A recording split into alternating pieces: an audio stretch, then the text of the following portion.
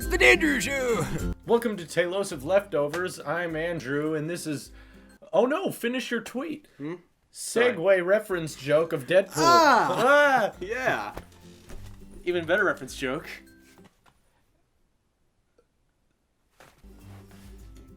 Mine's sharper. Because it's made of metal. And it glows blue. Yeah. If there's danger. So apparently I'm not dangerous enough. Or, dang it. No, you're not. Well, Deadpool. We're here to discuss it. Yes, we're here to talk about initial thoughts and feelings towards probably one of the greatest superhero movies of all time. Wow. So as you can tell, I'm not going to be at all impartial about this because I can't be. I dressed up for it. It's impossible. Yeah, watch our Deadpool experience viewing if you want to see what he did that he was not embarrassed about. Here. He was not embarrassed about in the slightest. Not at all. Not even a little bit. Not even a little bit. Did you have any clothes under those? I had compression shorts. Is that a thing?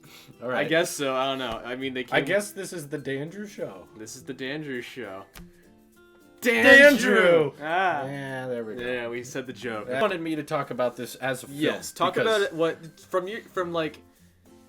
Because he told me beforehand, he has it on record. He was not necessarily excited for it. He was just going to go see it with me because it's like, why not? And he's never read any of the comics that I know of. So comics, period. Yeah, yeah, literally none. So he seems like he'd be a good control group to talk about it as a movie. I'm the outside opinion because I did not know the character before the trailer. Right. I definitely was fascinated by the marketing campaign. Yeah. And I think that's what Ryan Reynolds is getting so much money out of this now because they were so smart about that.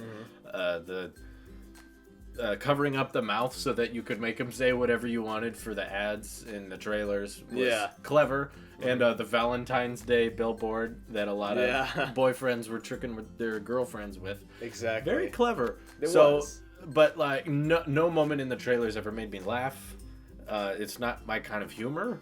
I don't go for that style, and I wanted to watch it because I was like, I'm seeing it everywhere. I want to just get it over with. Yeah, I want to watch it and say, there, no more trailers. I don't need ads. It's basically like saying, okay, you have to go to the doctors to get a flu shot, and you just want to get it done as soon as possible. Just get it over with. I was not excited. And I knew you were going to dress up. You had planned that months in advance. Oh, as soon as I heard that it was going to be a movie, I was like, I have to dress up for it. Right. Literally, I am like, we have to adjust the camera. I want to see your beautiful hair. Oh, God. There. Okay. Yes. So as a film, as I said, I went in there with little to no expectations of being entertained. One thing I will mention is sympathy laughter. Oh, man. This is the scenario when it is... Oh, God.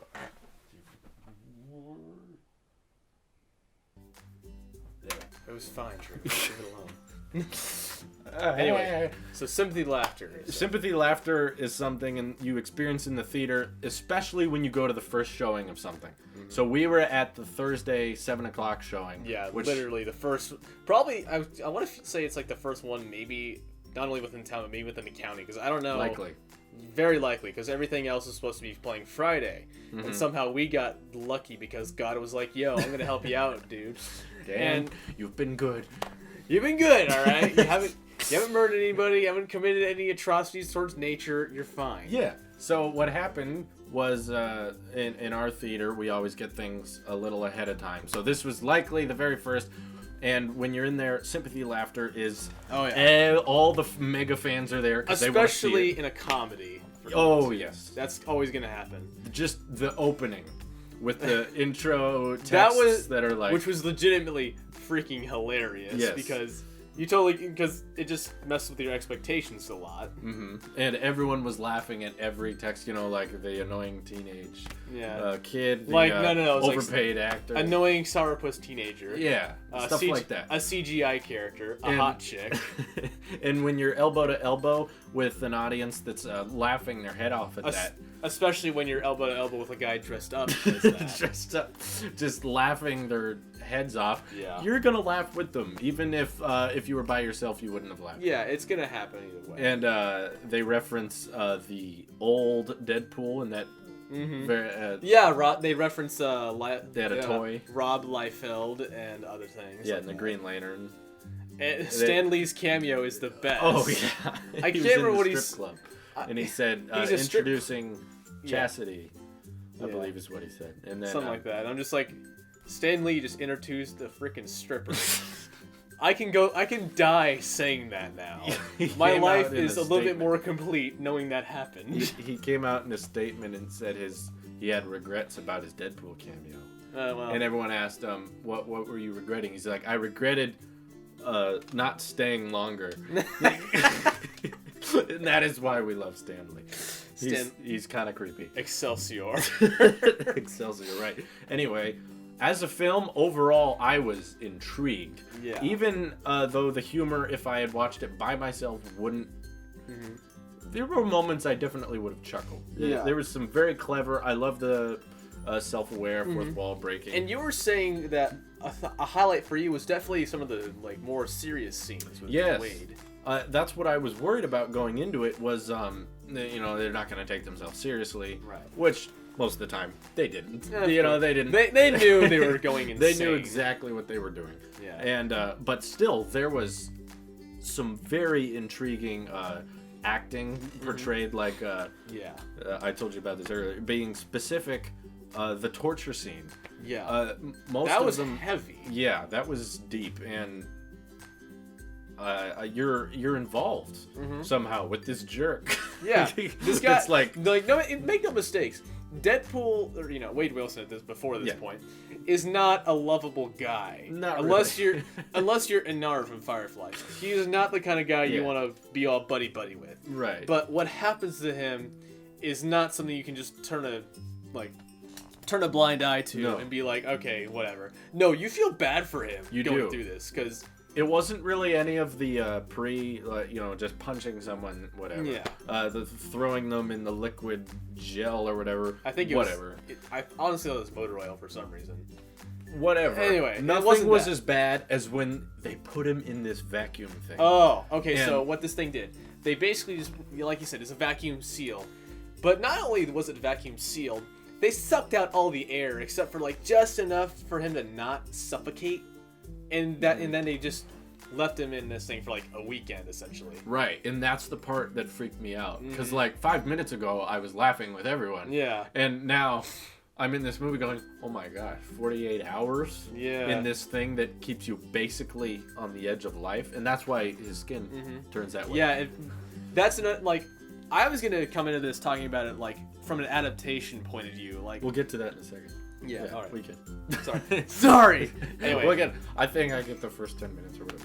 But Yeah, all right. that part, I just as it was finishing, and I think the whole fight scene when he gets the cigarette, Yeah. and it blows up. No, there was no comedy there. No, that was whatsoever. all serious. That was all very serious, and I appreciated the seriousness of it because I was like, whoa, okay, yeah, kill Francis, because I think in the opening scene, Ajax, you just he's looking for the guy named Francis, and he finds him and whatever, but you have no really reason. You're just like, man, he's a jerk to Francis.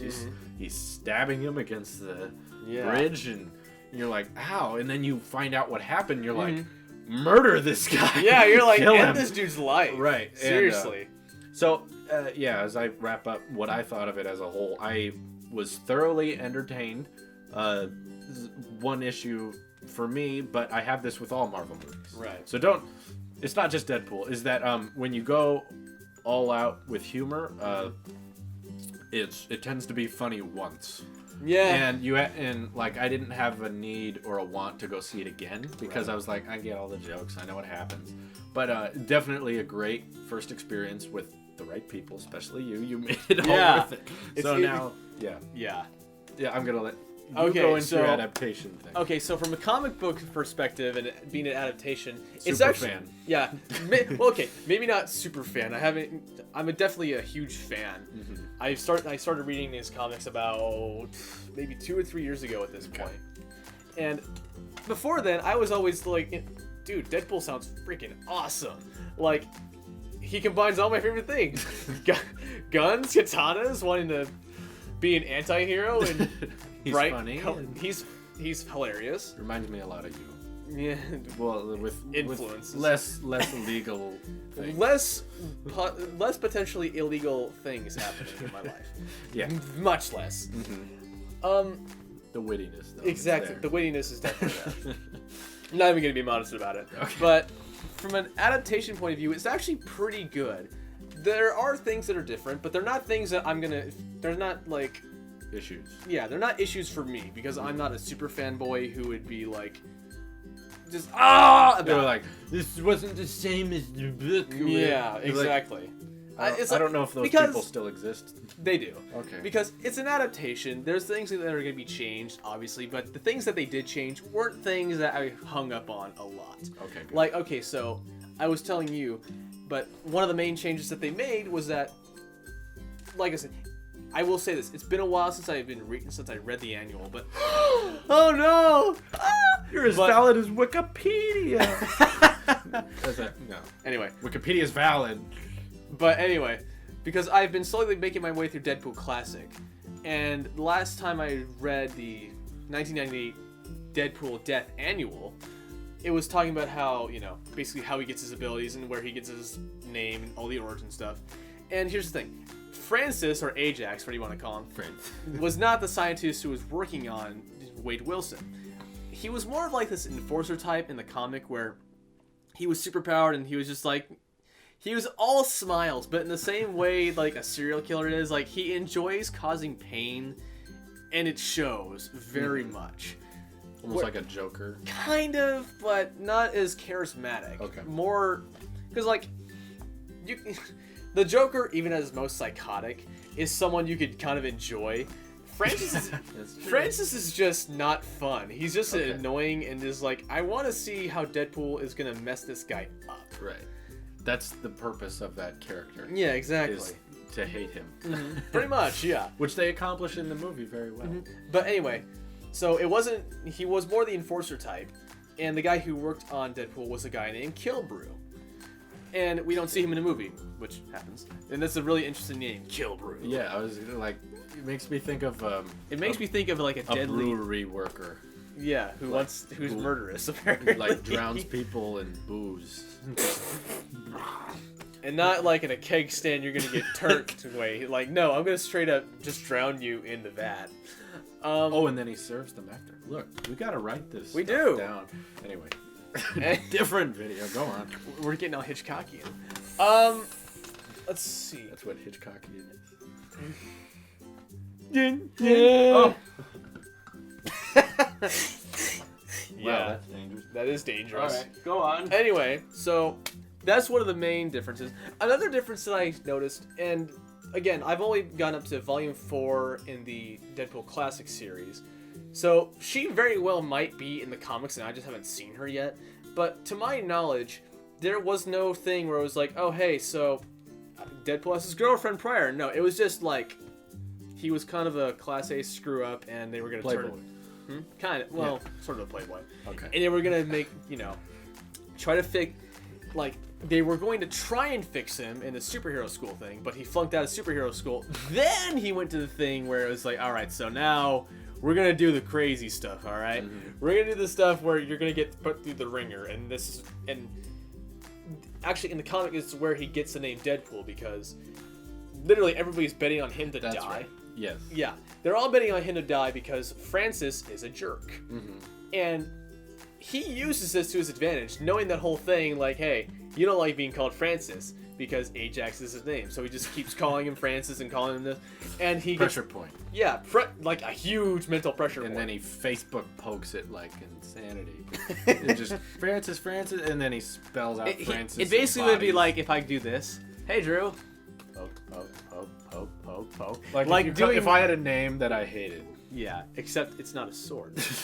And it's not a sword. You're not wrong. Exactly.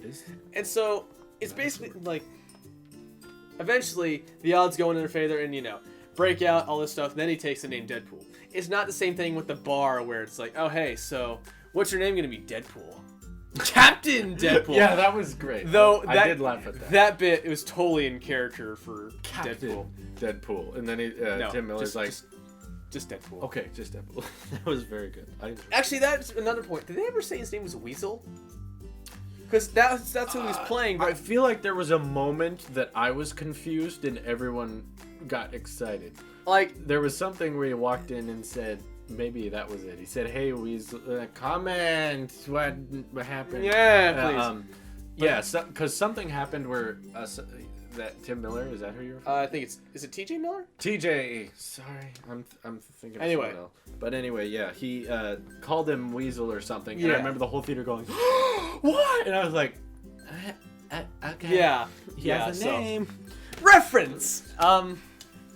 And that's how you know who in the That's theater actually read the another comics. thing. That's another thing that they changed because Weasel wasn't actually the owner of the bar or the bartender, whatever the heck he was. Really? He was he's actually more of like a kind of a handyman kind of thing with with electronics and technical stuff, that kind It's of like as Alfred. yeah. He's his Alfred, except he's not a butler, You're like, and yes. he's kind of in an abusive relationship with the guy. Really? Like, no joke. There's one. They crack off on each other. Kind of. Okay. But like later on in this, like there's a later series from like, it's actually the Daniel Way series, so like 2008 to 2012. It show like there's literally a point where like Blind Al, Taskmaster, Weasel, and some other people, they're all ganging up on Deadpool because they're annoyed with them. And it's actually Bob who like sets it up. Like Bob, Agent of Hydra, or as we know, as the mainstream audience is gonna know him, Bob, the guy that Deadpool does not kill. Oh. And he's like, "Oh my God, Bob, Bob, Wade, Jacksonville, TJ Fridays, that guy." Like, that was what made me flip out because like, Bob. So yes, it was very obvious that Ryan is a huge fan of the character, and he knew how to treat the audience. He knew, like, anybody could just be like, "Oh, it's just another superhero movie," but it's like, no, this is life and death for him basically because he, like, I remember the first time I ever did watch X-Men Origins Wolverine, and I was thinking about I saw that in the theaters when I was very little. Exactly. That looks very legit. My goodness. Okay, anyway.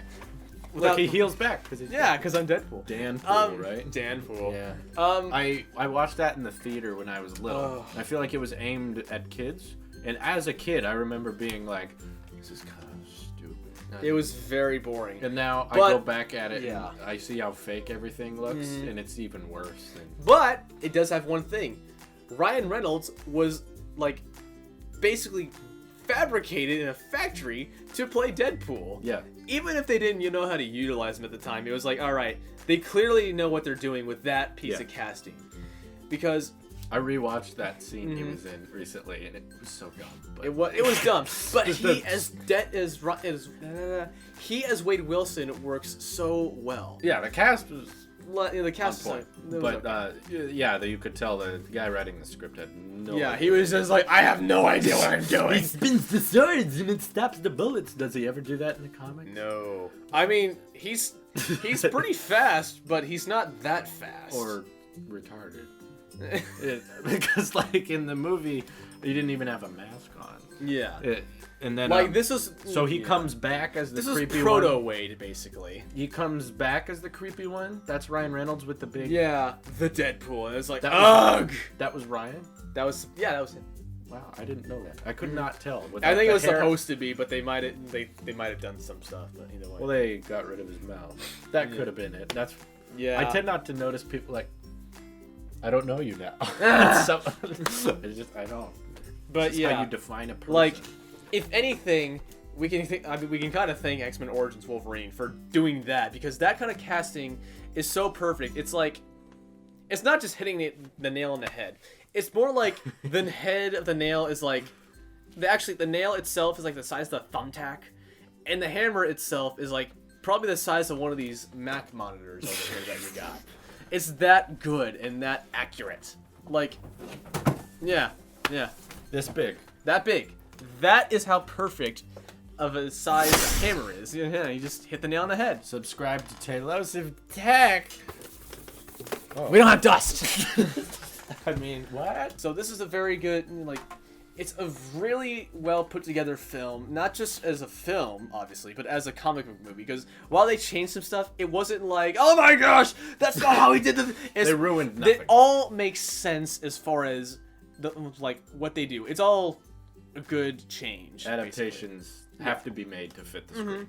And you can either adapt something to the point of like, I want to say Batman and Robin off the top of my head, but this is not one of those movies where it's like a Batman and Robin type of cringe. It's one of those movies where it's like every change is fine.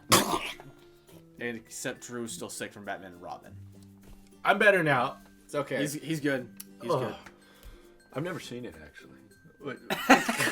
I should watch it sometime. I've heard a lot of things about it. Anyway, are you good with your adaptations topic? You think you covered? I think I've covered everything I have to cover. Okay. I mean, I'm really excited to see what they do for the sequels, and yes, I'm excited to see how it'll tie in with the X-Men if there's ever a cameo. Oh man! And I know it's never gonna happen now because of how gory it was, but I would love to see Fox and Disney work out a thing where it's like, all right, we can get the X-Men in for Infinity, and then Deadpool could just be like, because here's the thing about Deadpool, like canonically, Deadpool is actually a huge Captain America fan. Really? Really? Like, there's one... Kind of like Ant-Man. Kind of. Like, there's one point in the Daniel Way series where Captain America's like, do you want to join my team to Deadpool? And Deadpool's just in shock in his internal, voice bubble things. You're like, dude, say yes! That guy punched Hitler in the face. He's just like, you're awesome. And, like, he's a really huge fan. So I would love to see this thing where if they do, like, in Infinity... like maybe Coulson comes back because he finds like, all right, I can't keep the secret anymore. I'm back, guys. He is. And as Cap is making his, talking about his battle plan, Deadpool and Coulson are just in the back like, like freaking out, maybe, and like he's got an A, like a white A painted on his forehead, just like, I'm so freaking excited right now, guys. Like piggybacking him. But yeah, that's all I have to say on it. Good movie, if you're a comics fan or not. Go for it.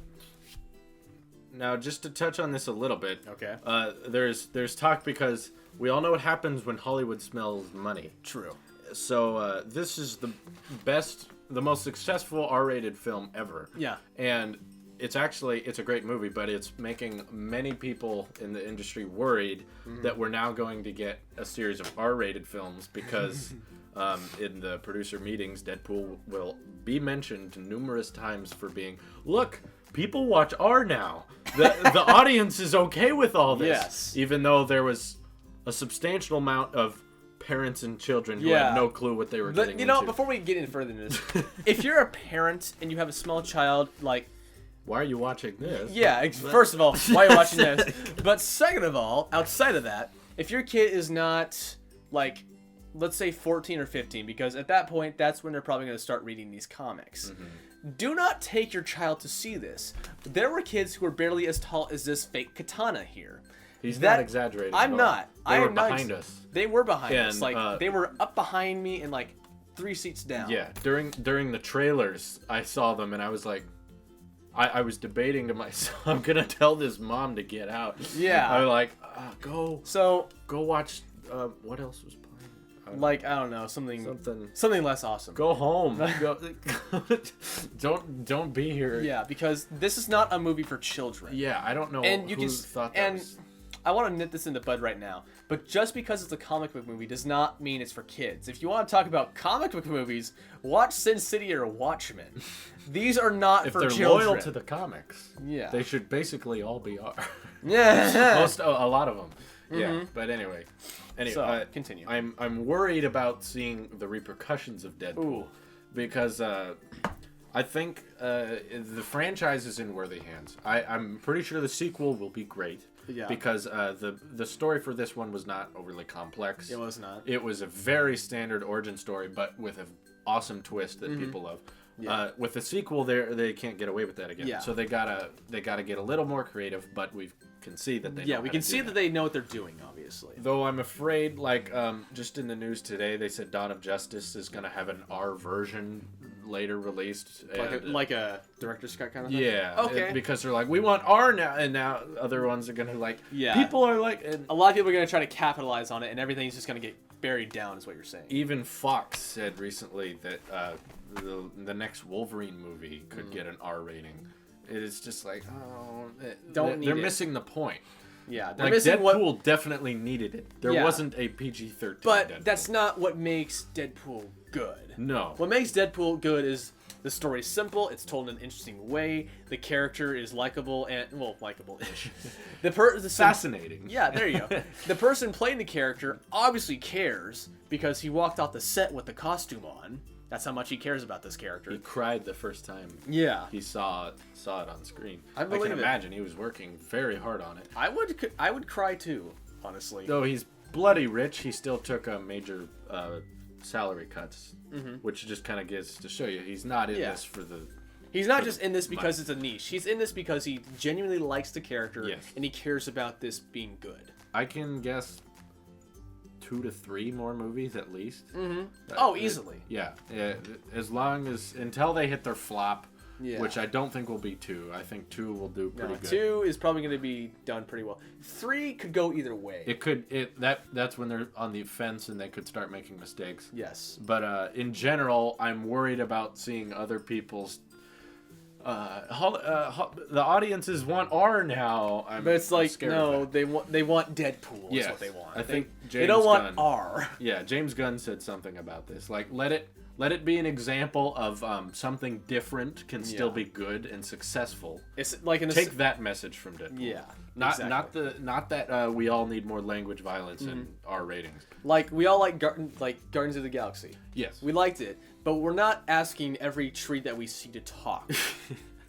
It works for that because it's so different and interesting. I'd say Alien, but that's just too on the nose. Yeah, that's Hollywood. Calm down. Now easy. Look at the... Calm down or we'll castrate you. I love how this camera's Hollywood. This camera's our audience. That camera's Hollywood. Okay, so this we're talking to you at home. We're talking to you, Hollywood. Right. The message is originality should still be explored. Not R ratings. Keep those. They're okay. Because that could backfire really quickly, and the MPAA will be all over you. And there are tons of teenagers very upset that they can't go and see this. Yeah. Because many theaters, in fact, do follow those rules. Really? I was 2 weeks away from turning 17 back when American Sniper came out. Calculate my birthday. And she was like, can I see ID? And I was like, okay. I mean, you're really going to lose business because I'm 2 weeks away from being 17. So I just handed her my license. She was like, sorry. I was like, that's never happened before. Usually you'll just go up and they're like, he has facial hair, let him in. You know, it's funny enough. Is there police? Yeah. Do they like show up? I actually don't understand that. I think it's just we don't like the MPA. I don't think. Yeah, the MPAA needs to be set on fire and then restarted, basically. Yeah. Like violence means nothing to them. Language means everything. And nudity. And nudity means everything. Europe is totally the opposite. Okay, actually, you know what? This camera's the MPAA. Work your stuff out, MPAA. Think through it. I read about if this was something else and not a katana, I would be like on your radar. We could do this together. Language doesn't matter. No, it doesn't. This is totally the thumbnail. Oh, there you go. Thumbnail material. MPAA. Listen up. Anyway. To this. I read about them. They're all completely anonymous. They are. They don't. No one knows who they are. Actually, there is one movie that actually is kind of getting dated, but the points are still valid, and they have shown it's possible to figure it out. Okay. It's like well, I know that this movie not yet rated. I think is what it's called. It's a documentary. It's actually really interesting. Check it out. Yes. That's our plug for this one. That's our plug. We don't even know who's gonna make money off that. You know, we have a big audience. Oh yeah.